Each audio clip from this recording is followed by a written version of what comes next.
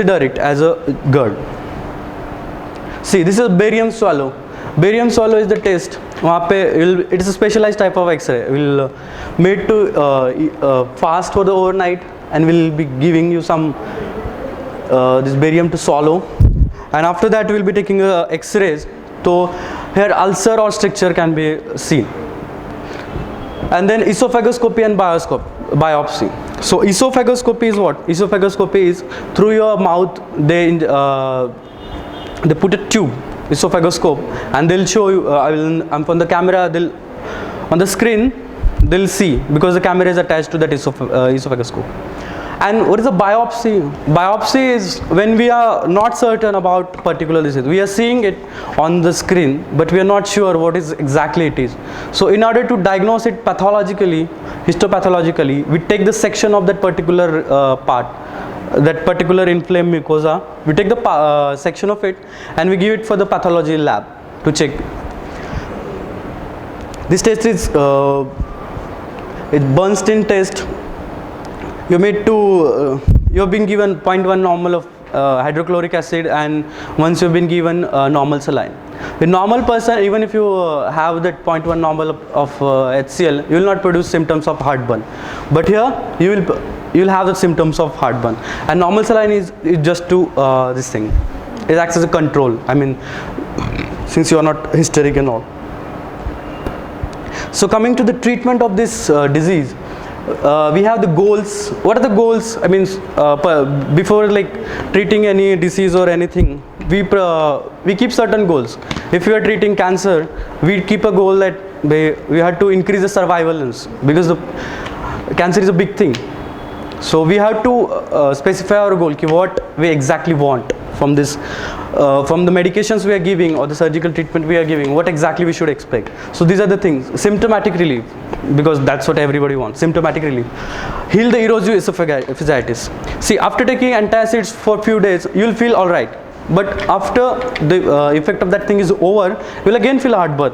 So we want to eradicate this, heal the erosive esophagitis. Whatever the damage has occurred, that we have to heal. And the prevent complications. The complications of GI tract, they are difficult to handle because once the patient starts bleeding and all, vomiting of blood, that's a dangerous thing. So if the disease is mild, you are getting once in a while, then you can think of weight reduction. You can always reduce the weight. Then diet modification. What things should you eat? You should not eat. Like spicy food, you should eat in a moderate amount, or whatever less you can do. Then another thing is elimination of the causative factor. Then cigarette smoking is probably causative for every disease or everything in the body, every mal. So what are the drugs which we prescribe for in order to get better? So these are the H2 blockers, hydrogen blockers. H2 is basically acidic. When the acid is produced, H2, we block that thing with the help of these drugs. There are many drugs in the market. Ranitidine is most commonly we give 150 mg tablets. Everybody must have taken Rantac. With every drug nowadays it's trained to prescribe that Rantac and all. So that twice a day you have to take, and you have to take it before food, half an hour before breakfast, which is the most effective.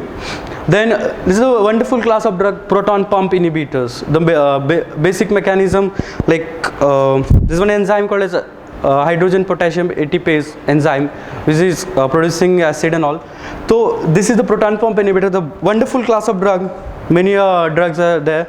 We use omeprazole, lansoprazole, pantoprazole. Pantoprazole, if you have been hospitalized ever once or all, you must have been given pantoprazole. It's injectable form also. So the thing is that drugs, if you are taking, you have to take it for 8 weeks. That is 2 total months you have to take. Because the problem with these drugs is that even if you give it for a week, you will feel better. But after the effect of that thing is over, you will again get the symptoms. So in order to get better, you have to take it for 2 complete months, even if you are feeling absolutely alright. So surgical, as you said, fundoplication. It's also for the hiatal hernia. Then the history of peptic ulcer. Why the history is important? Because earlier it was thought that stress is causing the disease, stress is causing the disease. So earlier the treatment was just to bland diet, use normal diet, soft diet, and again rest and all. These were the treatment modalities earlier. But in 19th century or the end of 20th century, it was found that the main causative organism is bacteria. One bacteria is causing all this peptic ulcer disease, which is a very big disease if you consider. Heartburn is small as compared to this peptic ulcer. So, but it was in the end of the 20th century. It was some physicians experimented. This one physician, Barry Marshall, he himself ingested those H. pylori, and he had a mild gastritis. In order to prove that this organism is causing the symptoms, he himself this thing. So later on, the National Institute of Health and Center of Disease Control, they also realized, or they investigated, whatever. They found out that there is a link or there is a relation between this bacteria that's called as H. pylori and this peptic ulcer disease. So then in 1995 it was found that only 5% of the patients of peptic ulcer disease are treated with antibiotics, and rest, like 75 to 80% patients, are treated with only conventional antacids, which is inadequate. So coming to the causes of peptic ulcer disease, what exactly causes the peptic ulcer? So the main thing I told you is H. pylori. This is a bacteria. We'll be talking about it in a while. So NSAIDs are the basic pain medication, right from the paracetamol you're taking. So all comes under the class non-steroidal anti-inflammatory drugs. Any pain, ibuprofen, your paracetamol, it comes under this heading NSAIDs.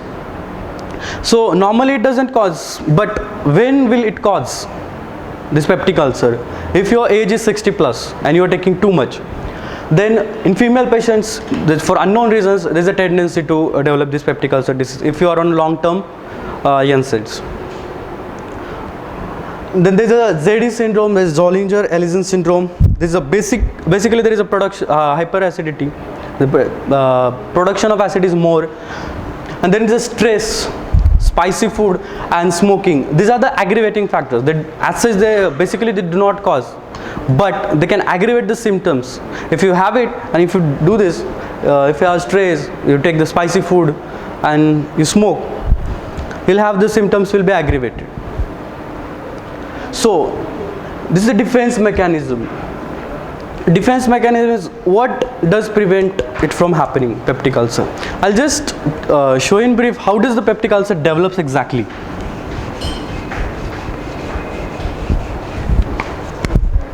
See, if this is the stomach,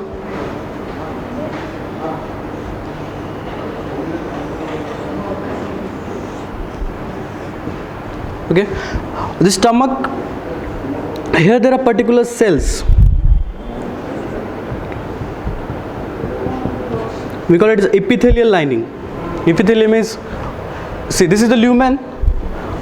If it is lumen, it is to be surrounded by particular types of cells. And here it is muscles. So above the muscle there is a epithelial cells, there is a protective barrier. And the beautiful thing is that here there is a mucus. Mucus is basically water, 95% water. So here it is protective. So when the food particle is coming here, acid production is there in the body. It's there in the body, and it has to be there in the body in order to digest the food. So these food particles will be mixed with acids, that is HCl, hydrochloric acid, and pepsinogens. So acid is getting produced, but why it is not when the ulcer will happen, if this is the muscle layer and if this is the breach, this is ulcer. There is a loss of continuity. This was continuous before, and now because of some reason it is gone. So that is ulcer anywhere in the body. If you scratch for a little time, and if you scratch it for more time, you will get ulcer. But that is tiny ulcer that we are not concerned. So here, this epithelial lining, the acid is produced, but it is not reaching here. If in order to ulcer to occur, you have to breach here. यहाँ पे something should happen. This is ulcer, but it's not happening because this is muscle layer उसके above there is epithelial lining, cell का layer है, and above that you are having this mucus. So acid which is produced, or the acid which is not getting in contact with this layer, so that is the protective barrier mechanism. So we have pre-epithelial. Pre-epithelial means before epithelial. Before epithelial, this is epithelium, this itself is a protective barrier, but we have another protective mechanism called the mucus lining.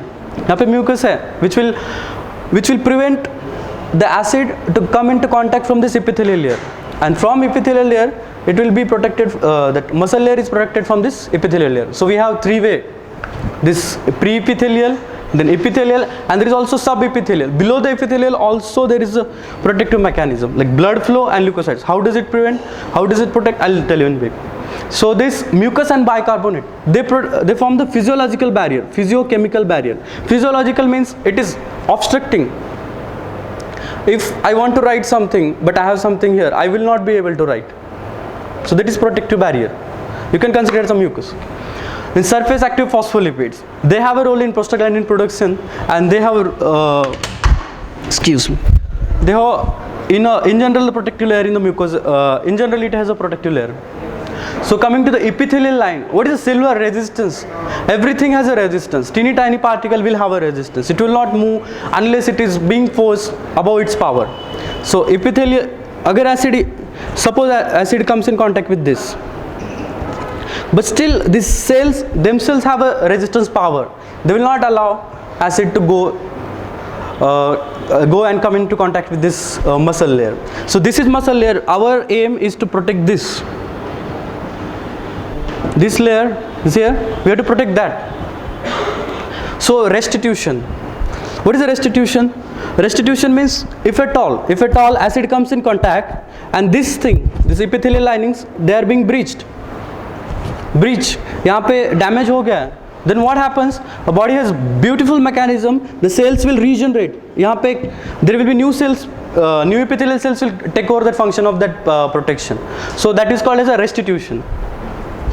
The growth factors will be in order to this thing to generate, there will be obviously needing growth factors. Then the prostaglandins. Prostaglandins is it has a many functions. Prostaglandins are they in generally help in mucosal defense mechanism. They maintain the blood flow to this thing. What is the blood flow is doing? Blood flow is very essential. What blood flow does is it provides the nutrition to each and every cell of the body. So then there is a cell proliferation. If at all this restitution fails, then there is a cell proliferation.